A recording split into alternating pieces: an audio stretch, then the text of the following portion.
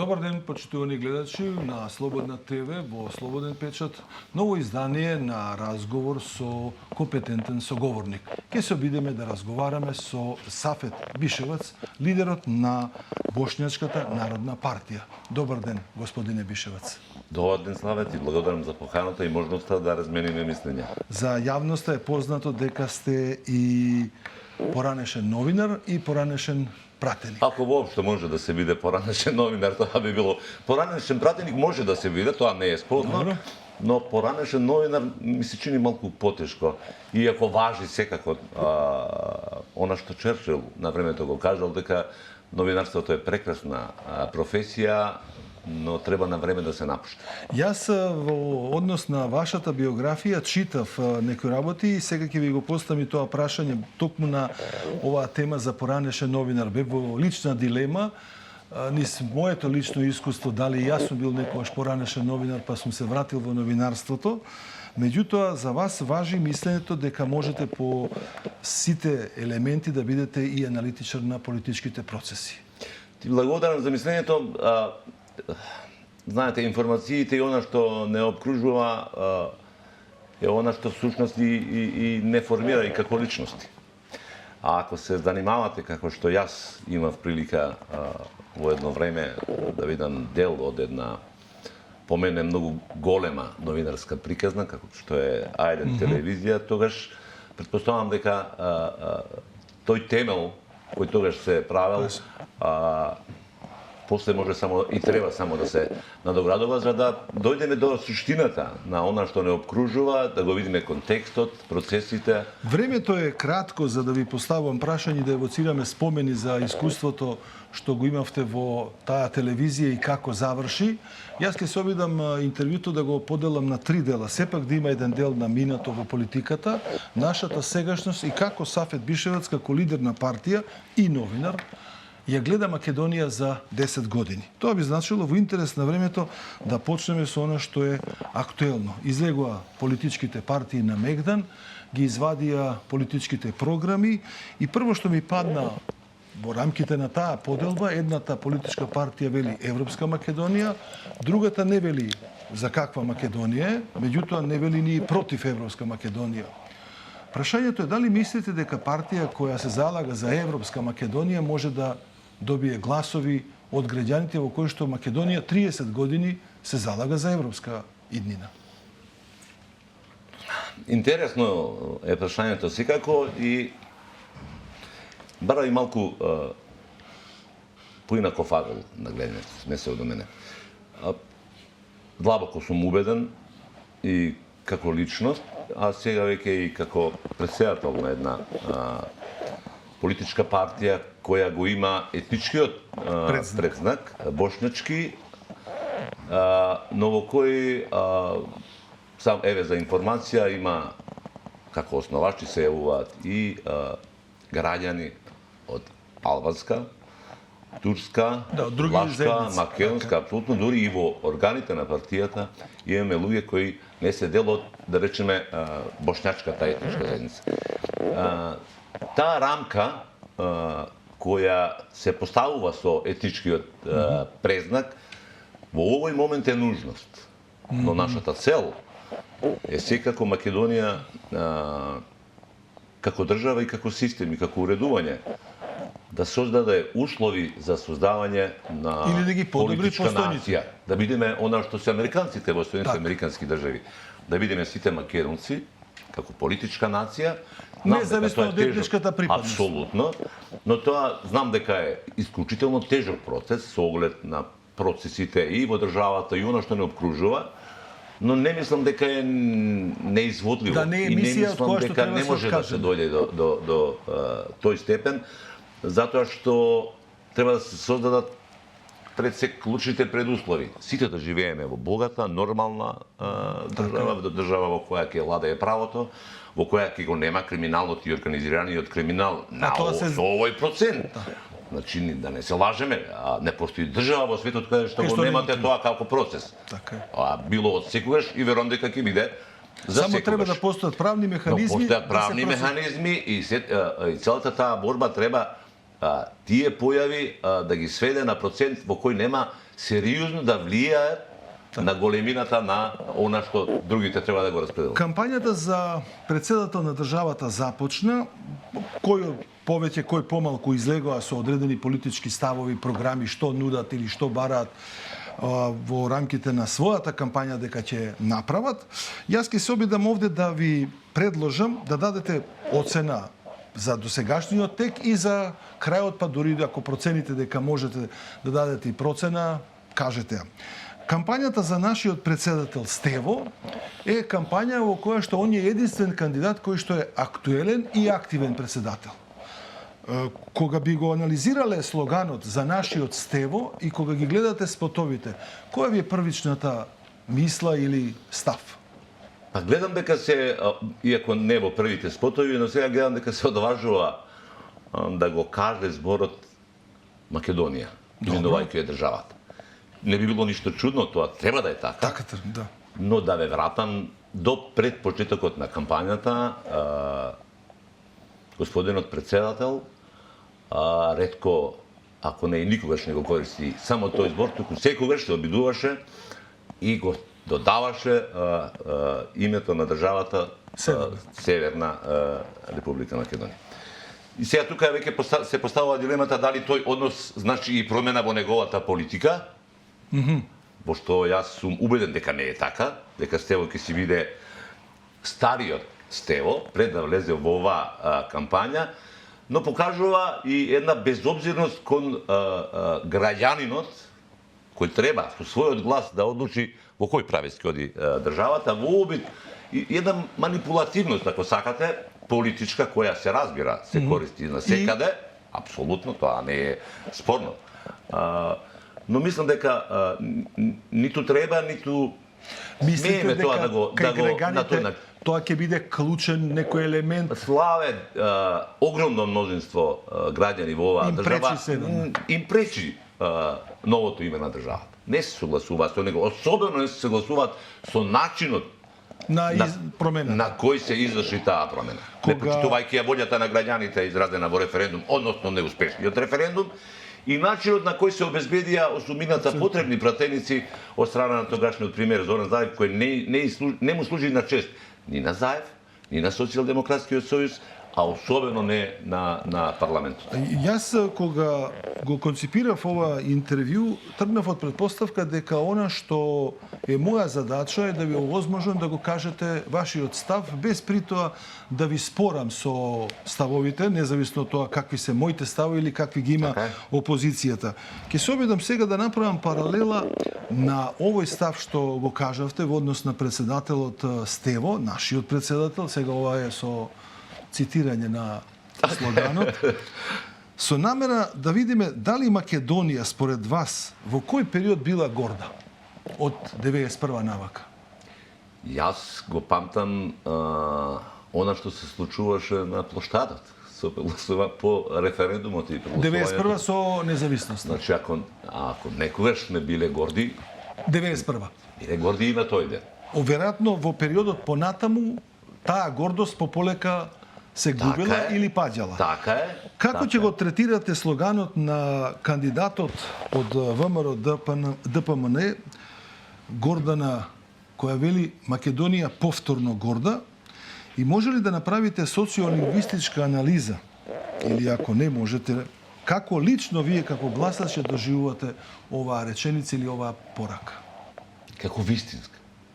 Дека Македонија потребна. Како нужна. Добро. Знаете, ви кажам зашто. Ако тогаш, 91-а, бевме горди на она што го добивме со тој референдум, суверена и независна држава под името Република Македонија,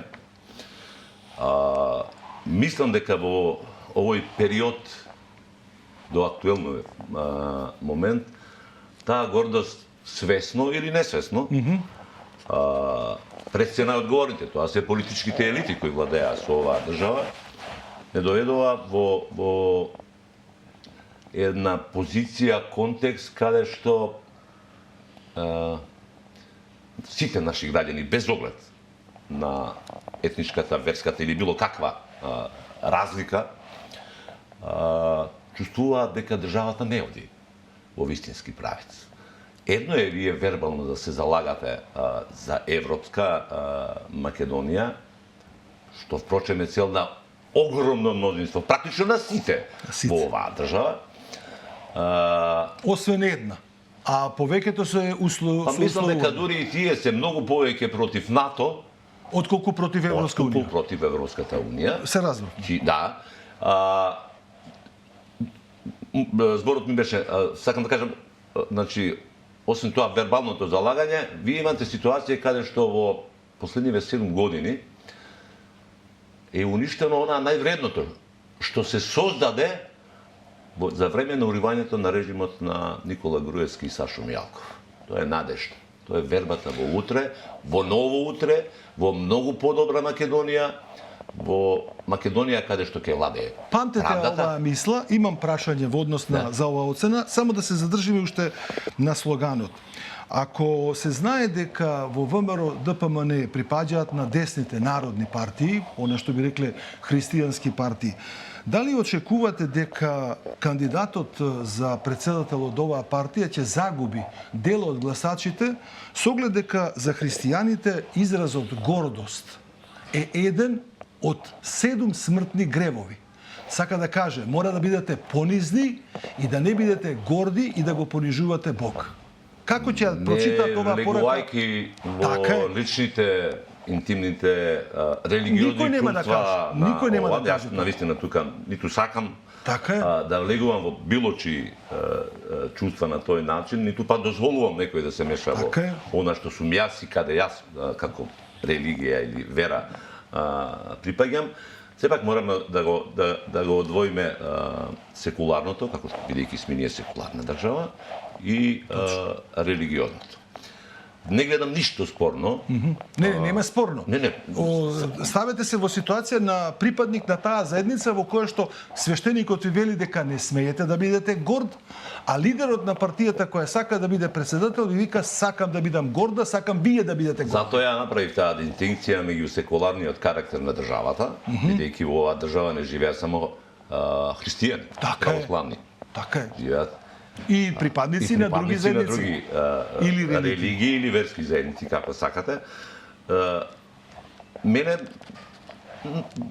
токму спротивното. Мислам дека тоа е зборот кој има позитивно значење.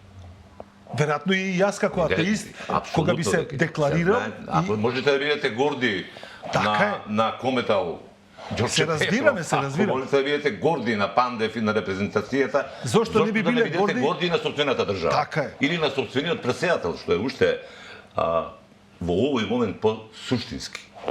Бидејќи мислам дека професорката Тавкова Силјановска може и заслужува таа гордост од аспект на партијата. Сметате дека не е направен превид? Апсолутно не. Мислам дека јас сум и вклучен во дел од тие настани во кампањата и гледајќи ги реакциите на луѓето кои доаѓаат на тие, го добиват позитивното. Апсолутно позитивно. Уште едно прашање врзано со слоганите на политичките партии. Едниот е за наша Македонија знам, а вториот е посебно интересен и гласи: го враќаме достоинството на нацијата. Да ви постам трик прашање, може вака и како колеги. Не е проблем. Знаете ли чиј е овој слоган? Го враќаме достоинството на нацијата. Искрено не знам. Има политичка партија Достоинство? Да. Овој слоган е на левица. Мислите дека е ова добар слоган? Па не сум размислувал, не знам. Како треба да ја видам.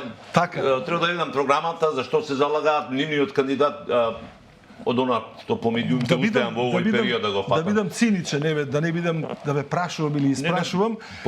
Да не мислат овие од левица дека Достоинство има толку голем број на гласови, па да им земат од нивните. Не знам, тоа сепак има да ви да ги кажете. Зошто се одлучиле на тој слоган, иако е сосема легитимен и во политичката кампања апсолутно нема. Јас ова го најдов само како еден вид превиди, дали пораките испратени до граѓаните се пораки кои на вистина овие политички партии ќе ги искористат или се фрази на агенциите во кои што поминале политички филтер. Сега да бидеме размислам до крај честни. да бидеме честни. До крај честни. Ова стратегија и ова тактика и овие политички кампањи не се само во Македонија. Така е. Тоа е нешто што се случува во секоја држава во светот. Секаде. Знаете какви кампањи и слогани има од Америка до Се Русија. сеќам и на Брекзит, кампањите. Да, тоа си се Кога легитимни луѓето не легитимни сватија средства. што се 300 милиони. Така е. Значи, легитимни се тие кампањи, Не, се колку обидно- се вистините и колку Така. ја одразуваат суштината на политиката која треба да уследи со евентуална победа на левица, е друго прашање. Јас го користев вашето политичко знаење, вашето искуство во делот на овие кампањи критички да погледнеме во јавноста дека всушност добиваме повторена кампања на истиот период од 90-тите години, кога одредени партии вика промени, Солуне наш, милиарда, со чисти раце, секој вработен, Нема правда, нема нема мир. правда, нема мир. Се Бројчаникот. бројчаникот. Се тоа елементи во кои што се обидов дава. Сега сакам да ми дадете оцена која ве прекинав. Која е оцената за владењето на ВМРО од 2006 до 2016, иако вие го кажавте пред малку ставот, почнавте, јас ве прекинав, во 2024 година. Меѓутоа, заради дистанцата и свежината на мислата, ќе се обидам да ве вратам 2017. Значи, вие се наоѓате во 2017 во ова студио и јас ве прашувам која е генералната оцена на Сафет Бишевац за тој 10 годишен период. Постоја ќе следи друго прашање, не на оваа тема. Мислам, не за оваа партија. Да, не е тајна. Не е Јас тајна, имам и прилика и во медиумите и во јавноста многу често да го искажам своето мислење за периодот на владењето на Никола Груевски и фамилијата. Јас и денеска стојам на тој На став. таа оцена. Апсолутно, дека тоа е режим, особено во последниве 3 Да, од 2-3 12. години, Од практично 12. по завршувањето на самитот Така. на НАТО во Букурешт, Дури 8. 8, од тогаш почна засилено Така. да се манифестираат, да стануваат видливи начините на кои Никола Груевски и Сашо Мјалков. Тоа се пренесе во медиуми, во Тоа се пренесе судство. апсолутно во целото општество. Ова памтете го, значи не сакам да го трошиме времето, веќе ми е јасен контекстот, Така. поентата ми е да ви поставам всушност други прашања за анализа. Битна ми беше само почетната позиција. Сега дајте ми оцена за владењето на Социјалдемократскиот сојуз и коалицијата од 17 до 24 година, не се 10, 7 се, ама и тоа не е мал период. Па 3 години или 4 помалку од владењето на Никола Груевски. Да, До крај да бидем искрен, како што ме дал Господ, ќе ви кажам дека моето мислење за владењето на Зоран Заев е уште полошо од катастрофалното мислење што го имам за владењето на Груевски. Никола Груевски и Сашо Мјалков, и еве зошто. Да, тоа ќе беше логично прашање. Еве зошто. Енергијата која се создаде во општеството во борбата против Тој режим. Така е. беше искористена за доаѓање на власт и лично богатење на нова фамилија,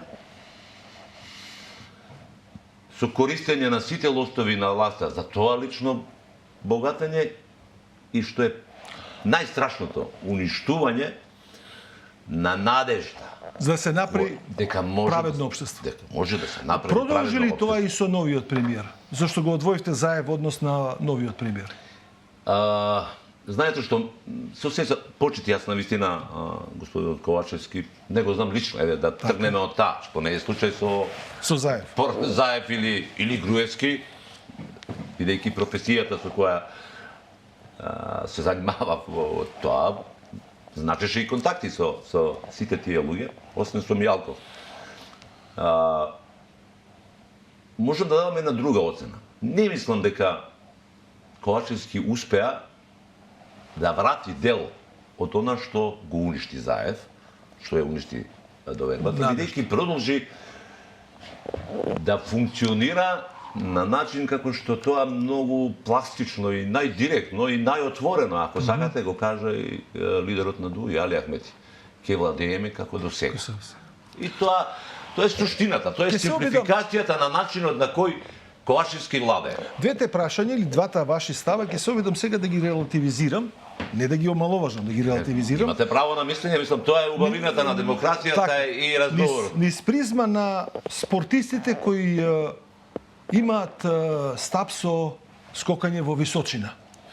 Дали очекувањето на граѓаните во 2012 година или во 2017 веќе беше толку големо за владата да очекува дека ќе скокне 6,30, а таа не може да скокне ни 5,20, тоа е првото прашање.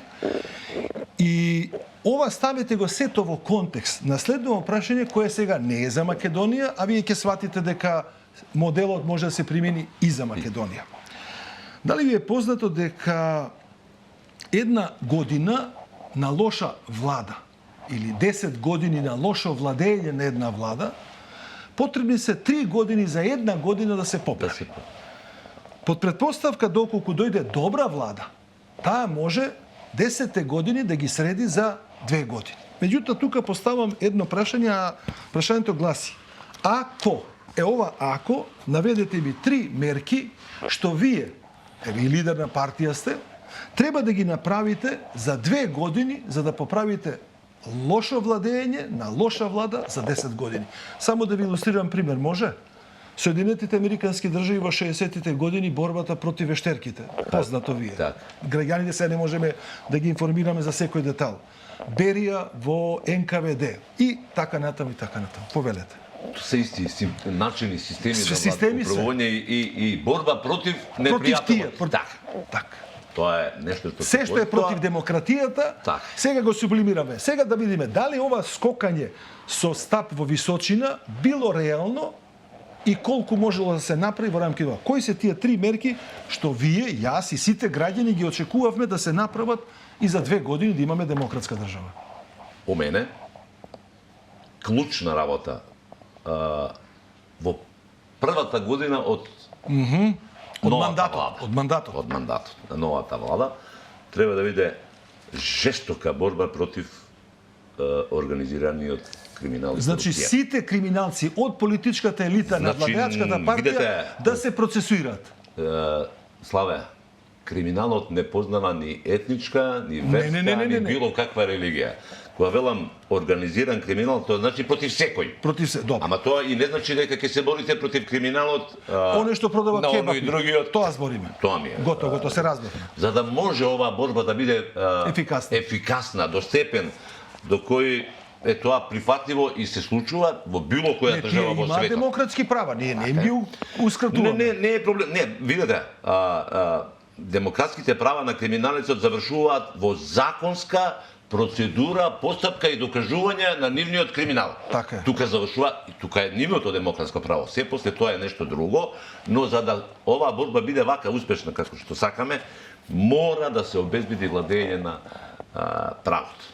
Значи, како да како да го направи извршната власт кога не е диктаторска или не е деспотска, не е ни држава од феудалното време, каде што премиерот или не е од времето на Хенри VIII, туку е сепак поделена власт меѓу судство и законодавна власт. Мнозинство во парламент треба да... Последниот извештај на Freedom House вели дека Македонија е држава на циклични хибридни режими. Тоа подразбира мешавина на автократни постапки и мерки, како што го имавме во времето на Груевски и хибриден режим како што беше во времето на Заев и Ковачевски и Ахмети. Ние стално го забораваме Ахмети како човек. Не, јас не го заборавам. Како јавност. Како јавност, добро, да. Како јавност. Значи првата перцепција во оваа држава е дека владеат ВМРО, ДПМН или СДСМ. Ретко кој. Дури и за она што се случува. 21 година Бишевац. 21 година се во влада. 2 години само не се. Сега, кој спомнува дека Дуи беше партијата која го овозможи бркањето на пратениците од парламентот во времето на Груевски? Кој ја спомнува? Никој. А таа даде зелено светло за таа работа. Може ли да преминеме сега доволно? Значи ова секој разбира. И добро за третиот чекор ме праша за 3 работи. Образованието. Значи, ако сакате да уништите една држава и еден народ, уништите го. А ние го уништивме со купени дипломи. А ние го уништуваме и понатаму. Уште не е престанато, да. Ние со односот кон науката и она што треба да значи развој и помош за благосостојба на сите. Ти изгледа овој лист си го добил од некаде. Ова прашање... Почекај сега, само уште една реченица, да завршиме со албанскиот блок. Во однос на изборите и за нив има прашање. Дали очекувате дека во рамките на партиите каде што се мнозинство албанци ќе дојде до прегрупирање на гласовите? Или со други зборови, дали Дујќ има најголем број на гласови? Во однос на секоја поединечна партија. Ако зборуваме на оно што се гледа на анкетите, Така е. таа разлика постои. Не во голема мерка, но е многу близко. Тоа значи дека изедначени. Да, тоа значи дека другите три партии доколку ги соберат гласовите меѓу себе ќе имат повеќе од Дуи.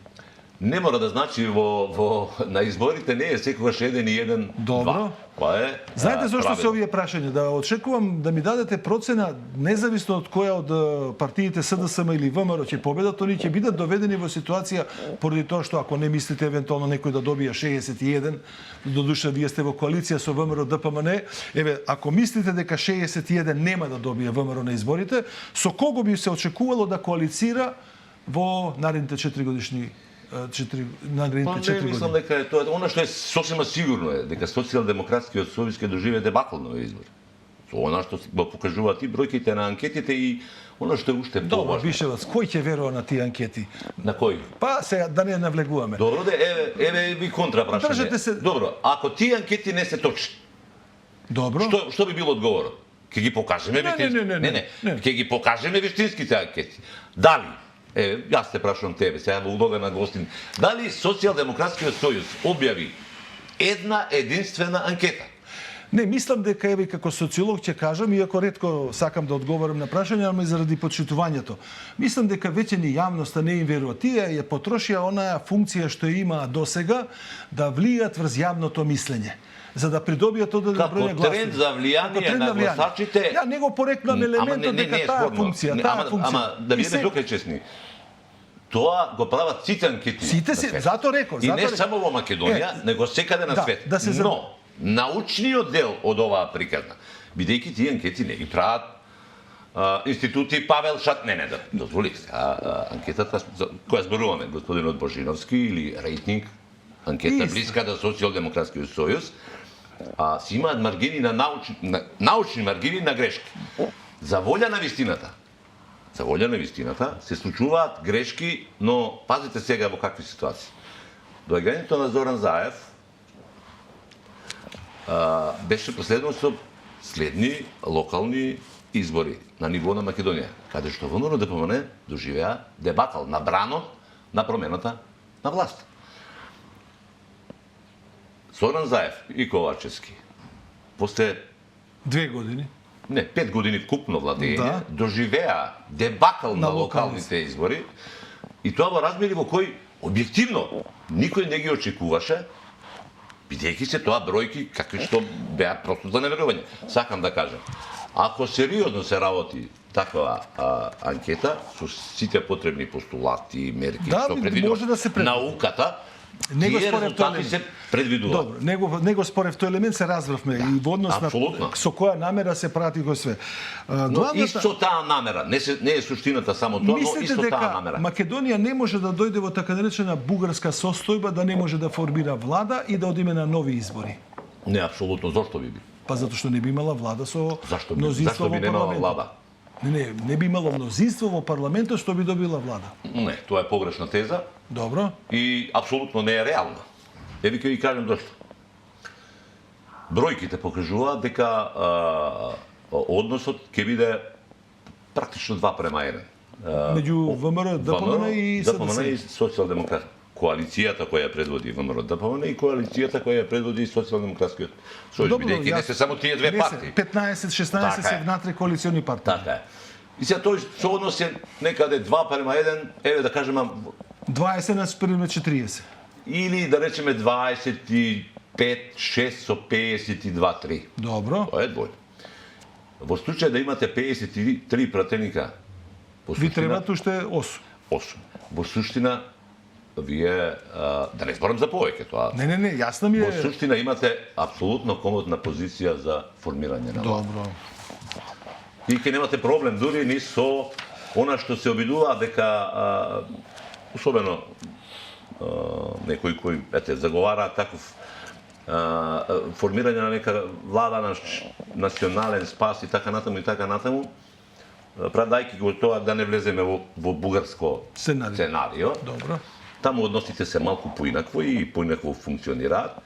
Кај нас и во овие 30 години сувереност и независност покажавме дека работите функционираат малку поинаку. Тоа е едната работа. Второ, мислам дека е созреано чувството кај, за жал ке морам да го потребам терминот албански политички кампус, затоа што јас навистина не секам тоа. Тие се за мене граѓани, апсолутно. Да, граѓани се на Македонија. Не секам на тој начин да ги делам, но е колоквијално сите го употребуваат тој, па и јас. Јас го избегнав со реченицата мнозинство припадници. Апсолутно. Тука не секам да ова, мислам, тоа ставање во торови или ова, тоа е ужасно непријатно, апсолутно. Култура и слично.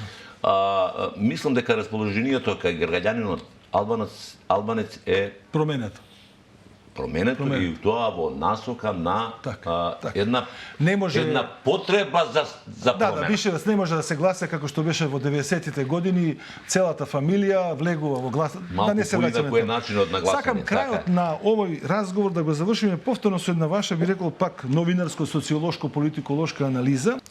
Дали во вашиот живот ви се случило да ве нарече некој фиромец или северџан со намера да бидете навреден?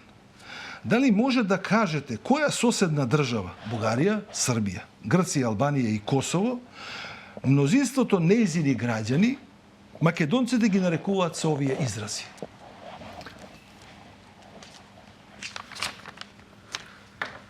Ќе ви кажеме на еден настан кој датира негде од 90, покасните 90-ти, така да го наречам. Средината, крајот. За Грција патував. Со друштво и односот на цариникот, полицајецот, од грчката страна, на грчкиот полицајец и цариник, беше толку подценувачки, понижувачки во однос, фрлање на пасоши и така натаму. И јас по фрлањето на тој пасош се зареков дека во Грција нема да одам бајаги време. И останав на зборот, не дека не отидов во Грција, отидов, но службено, бидејќи тоа варше работата, тоа е волја да се изјави така. Но на одмор и прошетка во Грција, од тогаш немам отидено. И не планирам да идам, се додека тоа не биде однос како однос кој го има секој европски граѓанин спрема друг граѓанин. На влезот во Грција. Имате ли забележано во однос на личните контакти со припадници од овие држави да ве навредуваат? Не вас, него воопшто македонците. Барем по она што викаме, во пишани медиуми или слично.